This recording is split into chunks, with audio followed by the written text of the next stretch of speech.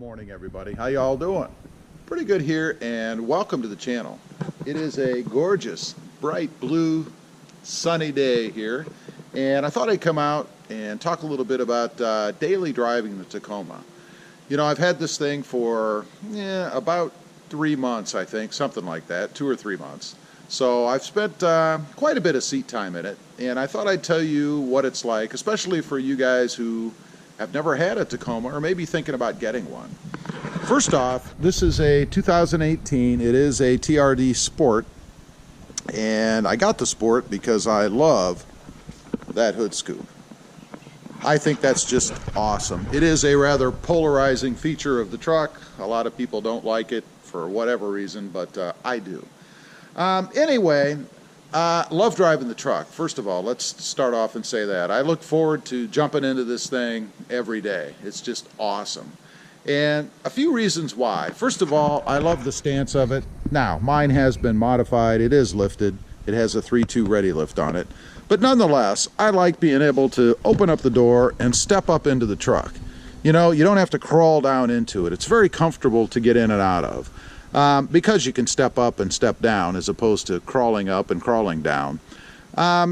When I'm just alone, which is most of the time when I'm driving this truck, there's plenty of space in it. You know, if I need to throw something in the back, for instance, groceries or whatever, something that I want to protect, there's plenty of room back here to do that.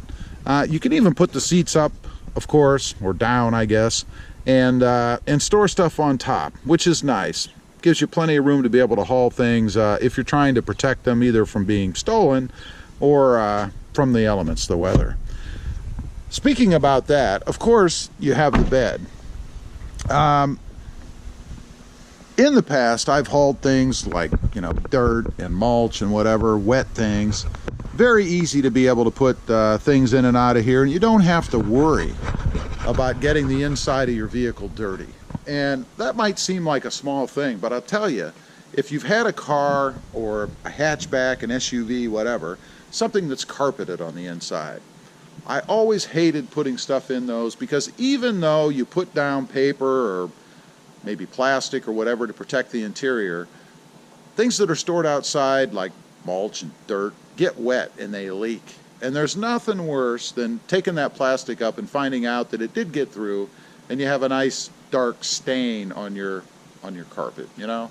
So it's very refreshing to be able to throw things in the back if you want to. Now, from a comfort standpoint, very comfortable in here, I think. You know, if you're taking that daily commute or running errands or whatever, the seats are nice and plush, good feel. I don't have any back pain or anything riding in here. I did have the armrest here recovered. Check him out, Kylan Brimhall, if you guys are interested in that. So it's a lot more plush now than it was from the factory, and that probably would be my only ding, I guess, against the comfort of the inside of the truck. Was this armrest on your elbow was rather hard before. Now it's nice and plush and I don't have that issue, so I do like that a lot better. The technology in here is spot on, in my opinion. Everything works well. You don't have any issues. You know, when you want to play music, stream music, connect your phone or whatever, it all works very seamlessly and no issues with it. I haven't had any issues with it since I've gotten it. I can't say that for some other vehicles I've had in the past. Most recently, the Tundra. I could never get my phone to work properly. Either it wouldn't connect right or people couldn't hear me on the other side. I don't know. None of those issues with the tech that's inside of the Tacoma. Gas mileage. We have to talk about gas mileage. You can expect, you know, realistically, if you're just bumming around town, you know, and you're not doing a lot of freeway driving, short trips, stop and go, errands, that kind of thing, maybe you work relatively close, I'm getting about 16.1 miles per gallon. Certainly not hypermiling by any means. And that's, of course, a bit lower than the sticker says, and that's real-world driving. I think that's about what you can expect. If you're getting somewhere mid-16s to 17s, you're probably pretty lucky, unless you do a lot of freeway or higher speed driving, or not a lot of stop-and-go stuff. So you can expect that you're probably going to be in that range, I would say. Obviously going to cost you a little more to drive this truck than it would to drive a Honda Civic, let's say. Going back to comfort, another aspect of that is visibility. Obviously, a truck sits up higher than a car. You're going to be able to see more. And depending on what kind of traffic you're driving in, if you're in rush hour or tighter traffic, it's nice to be able to see everything around you because obviously the truck is bigger.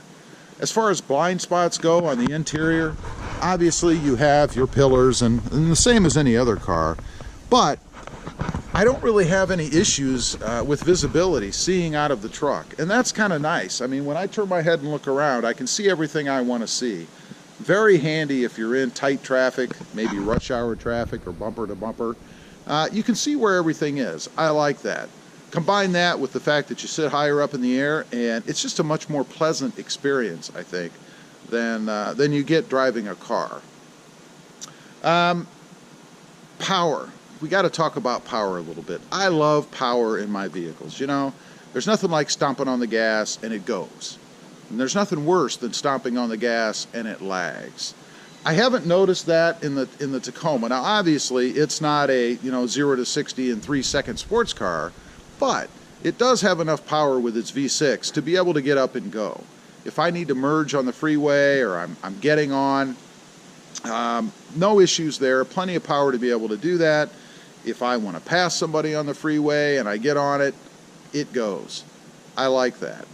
Never seems to be lacking for me, again, for what it is. It is a truck, it's not a sports car. Next, let's talk about a plus and a minus of this truck, and that is mods. You know, there are a ton of things you can do to this truck. I've done several to mine. I've lifted the truck, I've changed the wheels and the tires, I've put an exhaust on it, added LED headlights, tinted the windows, done a few other things. And the reason I say that's both a positive and a negative is because it's going to cost money. If you get bitten by the mod bug, you're going to spend a bit more money on this truck because those things have a cost, unfortunately.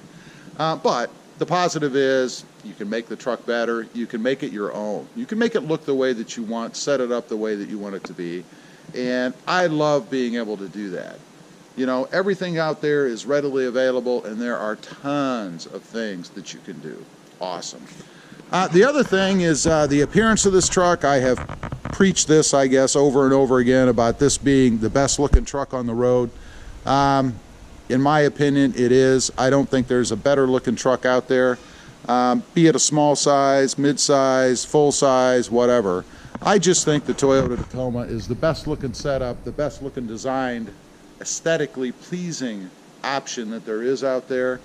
And there's a sense of pride when you get in it. You know, when I go out and I get in this truck, it feels good.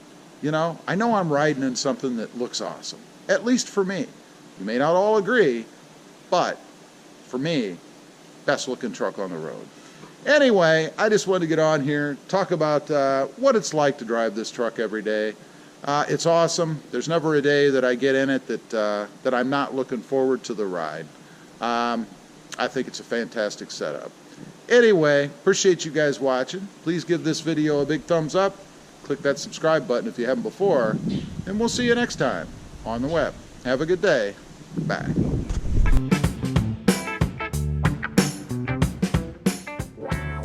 All right, we are all gassed up. Took 7 gallons. I mean, it's not like I was empty or anything. At a buck, I think it was $1.93 a gallon, so I spent $13.73.